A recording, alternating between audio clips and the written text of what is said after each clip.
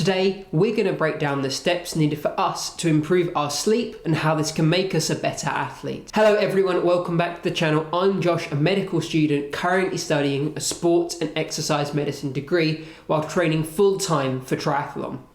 On this channel, we help each other to become stronger athletes and more productive people. I'm sure all of us have had periods of really bad sleep in our lives. We feel like we're lacking energy, our workouts aren't as good, we're getting injured more, we're just a little bit lower mood the whole time, we're struggling with our relationships. Sleep affects every single part of our lives, and this is why it's so important to get right generally, but even more when we think about us from an athletics point. So in this video, we're going to be breaking down how we can improve our sleep using this tiny little book. This is Sleep by Nick Littlehales, who is an ex-Team Sky cycling coach. And it really helps to understand the simple ways we as athletes can improve our sleep and how this can absolutely transform our training. The book has 4 main points, and that's going to make up the structure for this video.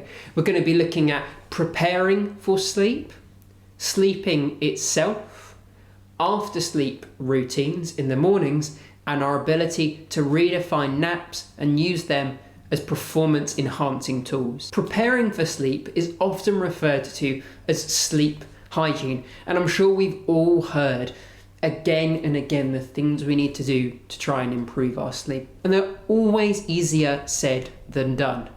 Things like no technology 90 minutes before bed is a very easy thing to say, but in the modern world we live in, it can be phenomenally difficult, but it's really important. Digital screens emit blue light, which mimics the sky and tells our brains to stay awake.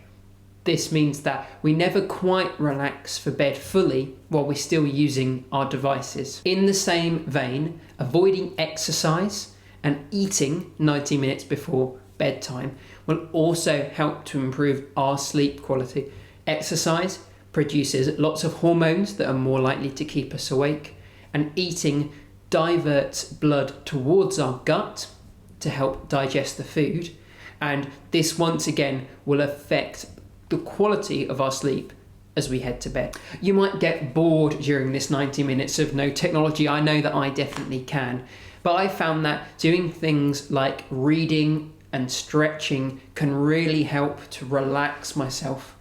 And if you find yourself staying up at night thinking over things that have happened during the day, during the week, I think almost downloading your thoughts can be a great idea. Spend some time writing or typing in a journal to really kind of put your thoughts in order, and this will help you think about things less as you go to sleep. And you can do this physically as well, simply by tidying things and preparing for the next day. Having everything in the right place can really help to put you at ease and not stress about things that you don't need to. And the final point in this section is another classic, and it's no caffeine after 12 p.m.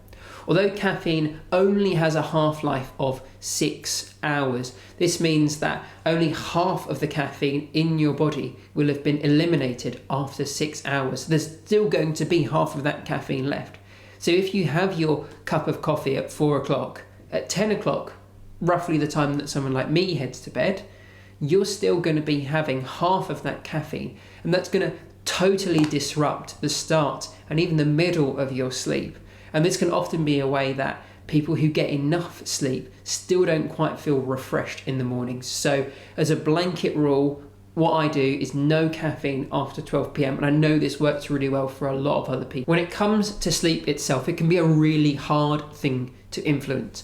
But with a couple of little tweaks and changes in the way we think about sleep and our bedroom, hopefully we can improve the quality of sleep that we're getting every night. In the book, Nick talks about thinking about sleep in 90-minute cycles.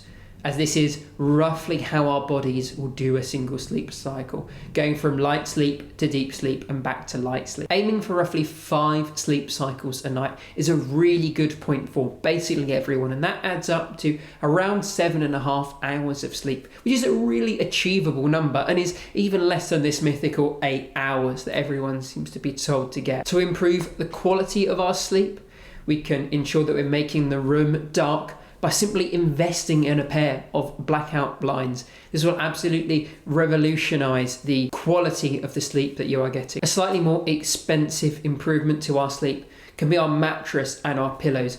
Making sure they're comfortable, that they're not waking you up during the night, will ensure that none of that precious sleep is disturbed, and we can minimize the time that we need to gain effective sleep. The book also talks about going from awake scenarios to sleeping scenarios, and there's 2 parts to this.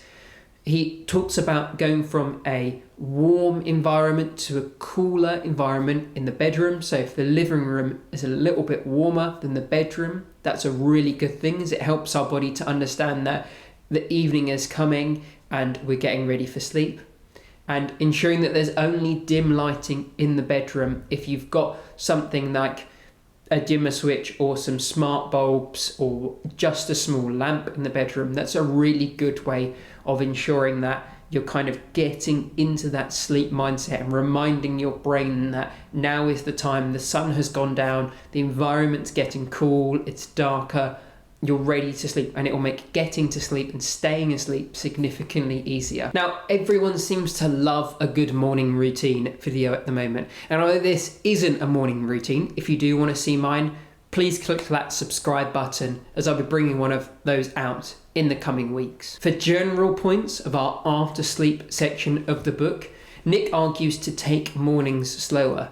We weren't designed to get up and run about immediately like we commonly do in our current world, and so by taking it a little bit slower, we can maintain our energy at a more level playing field for the rest of the day. Personally, I don't use my phone in the first hour to hour and a half of waking up. I feel like this starts the day off wrong. If I open my phone immediately and I see messages of people asking me things, asking me to do things, it almost puts those people's priorities first.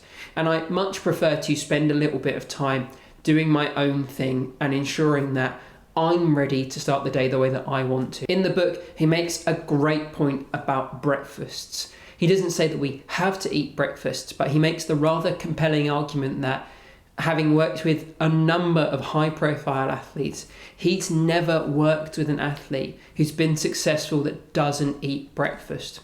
And from my limited chats with other athletes, I can say this is true as well. Everyone who wants to perform at their best needs to be fueling their body correctly. And so if you're thinking about athletics or any sort of exercise on any day, skipping breakfast is an absolute no. Bringing exercise into our morning routine can be a great thing as well. Simply stretching or walking around the house slightly more than you need to can help to get the blood flowing and remind our body that we're awake and that we're getting ready to start the day. And bringing mental challenge back in slowly will help our brains gear up for all the demands that we're going to put on them throughout the day.